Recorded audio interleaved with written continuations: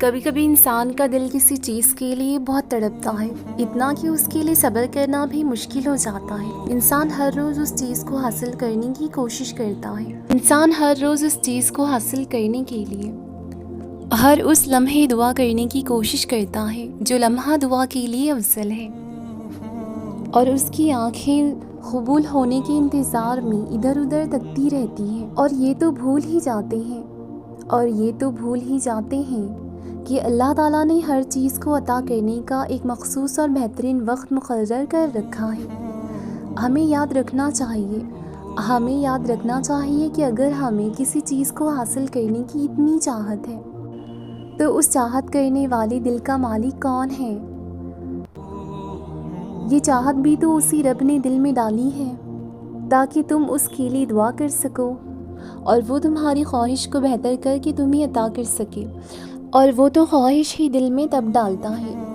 دعا تو بس ہماری درجات بلند کرنے کا ایک ذریعہ ہے۔ بس تھوڑا سا انتظار کرو، تمہاری چاہت کو اللہ کی چاہت بنانے کے لیے تھوڑی اور اطاعت باقی ہے۔ جس آزمائش کے لیے اللہ نے تمہیں چنا ہے اس کا ابھی انعام باقی ہے۔ دعا مانگتے رہو، ٹھیک ہو جائے گا سب، کیونکہ ابھی مشکل کے ساتھ آسانی باقی ہے۔ اللہ کی طرف سے کی گئی دیر میں کتنی خیر ہے۔ یہ تب تمہیں سمجھ آئے گا جب یہ صبر کے اشک بار سجدہ شکر کے سجدوں میں بدل جائیں گے، اور اس وقت تم کانپتے لبوں سے اس کے المجیب قبول کرنے والے ہونے کی گواہی دو گے۔ یہ دل اس کی محبت سے پھٹنے لگے گا، اپنی قسمت پر تمہیں رشک آئے گا۔ وہ جب تمہاری دعاؤں کو قبولیت کے لیے چن لیتا ہے تب وہ تمہارے دل میں دعا کا خیال بھی خود ہی ڈالتا ہے۔ ہمیشہ مجھ سے یہ سوال پوچھا جاتا ہے کہ وہ من پسند چیز پر کن کیوں نہیں کہتا۔ ہم انسان ہیں نا، اسی لیے یہ بات کبھی نہیں سمجھ سکتے کہ اس ایک لفظ کن کی کیا اہمیت ہے۔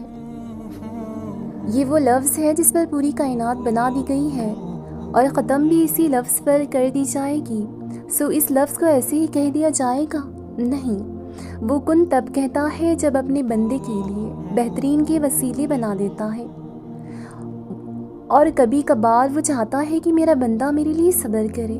کیا اس کا حق نہیں کہ اس سے محبت جتائی جائے؟ کیا اس کا حق نہیں کہ اس کے لیے تھوڑا سا انتظار کر لیا جائے؟ اور ایسا تو ہو ہی نہیں سکتا کہ جو خواہش تمہاری زبان پر ہر دعا میں روا رہتی ہے وہ تمہیں نہ ملے۔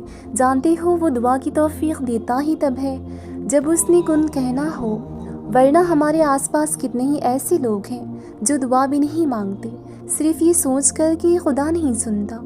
تو اگر تم اس کے کن کا انتظار کر رہے ہو تو کیسے ممکن ہے کہ کوئی بندہ اس کی بارگاہ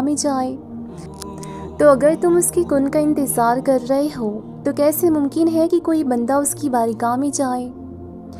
اور وہ اسے نہ سنے، اور اسے سنے نہ اور سینے سے نہ لگائے۔ سو بس انتظار کرو، وہ انتظار کرنے والوں کے لیے معجزے کرتا ہے۔ ہم جو سوچتے ہیں یا جو بھی خیال ہمارے دل میں آتا ہے اس کی بھی کوئی نہ کوئی وجہ ضرور ہوتی ہے۔ وہ خیال ایسے ہی نہیں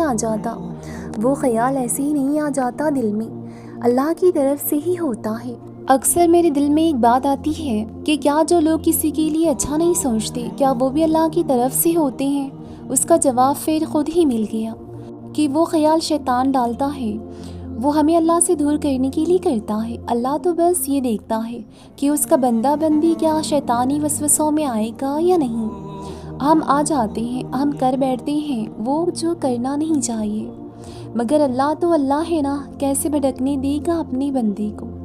پھر ڈالتا ہے وہ خیال جس سے انسان دھیرے دھیرے اللہ کی طرف پلٹتا ہے۔ ہم اللہ کی طرف ایسے ہی نہیں لوٹ کے آتے، اللہ ہمیں اپنی طرف لے کر جاتا ہے، لیکن ان کو جو واقعی اس کی طرف لوٹ کے جانا چاہتے ہیں بن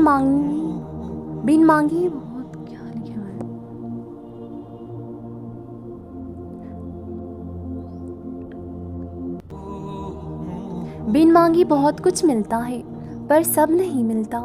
ہدایت بھی اسے ہی ملتی ہے جسے اس کی چاہ ہوتی ہے۔ تو جس چیز کی چاہ ہو نا اسے اللہ سے مانگا کرو۔ اسے اللہ سے مانگتے رہا کرو۔ اسے اپنے بندے مانگتے ہوئے بے انتہا پسند آتے ہیں، اور وہ مانگنے کی توفیق بھی انہیں ہی دیتا ہے جنہیں وہ عطا کرنا چاہتا ہے۔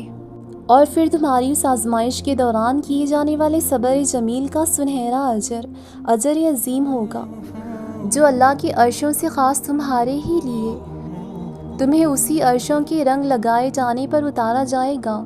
بس تم یقین کامل، توکل، صبر اور ہمت کے ہمراہ اس کی رضا میں راضی ہوتے ہوئے اپنی دعاؤں پر ڈٹے رہنا۔ وہ اللہ جانتا ہے کہ تکلیف کی شدت کے باعث تمہارا دل بڑی ہی روانی سے خون کی آنسو رو رہا ہے، لیکن پھر بھی تم نے اس کی رضا میں اپنا سر تسلیم خم کر دینا ہے۔ وہ جلد یا دیر تمہارے لیے اس کی رضا میں راضی ہونے پر ملنے والے سنہرے اجر کا دروازہ کھول کر تمہیں راضی کرنے میں کوئی کسر ہی نہیں چھوڑے گا، کیونکہ تم اس کی رضا میں راضی ہو کر اسے راضی کر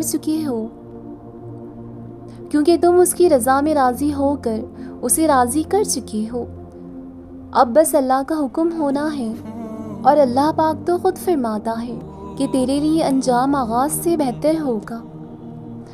جو چیز ہمارے حق میں کسی صورت میں بھی بہتر نہیں ہوتی، اللہ انہیں ہم سے دور ہی کر دیتا ہے۔ اللہ انہیں ہم سے ہماری بہتری کے لیے ہی دور کر دیا کرتا ہے، پھر چاہے ہم نے ان کو حاصل کرنے کے لیے اللہ کے حضور اپنے بے شمار شفاف موتیوں کا نذرانہ ہی کیوں نہ پیش کیا ہو، اور پھر ان کی دوری پر ہمارے دل کی تہہ میں صبر کی مضبوطی سے دبا دیا جاتا ہے، تاکہ اس شے کی جدائی جو ہمارے حق میں ہرگز بہتر نہ تھی ہمارے رگوں میں مزید اذیت کو روا نہ کر سکے، کیونکہ اللہ کبھی بھی اپنے بندوں کو تڑپتا ہوا نہیں چھوڑتا۔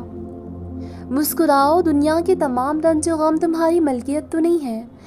مسکراؤ، تمہارے اللہ نے تمہیں یوں حالات کی تپش میں بے رحمی سے جھلسنے کے لیے اکیلا چھوڑا تو نہیں۔ مسکراؤ کہ اس نے تمہیں توبہ کے بعد گناہوں کی سزا کو تمہاری جانب اتارا تو نہیں، کہ اس نے تمہیں راہ راست سے بھٹک جانے والوں میں سے کیا تو نہیں۔ مسکراؤ کہ اللہ کا تم سے کیا جانے والا کوئی بھی وعدہ جھوٹا تو نہیں۔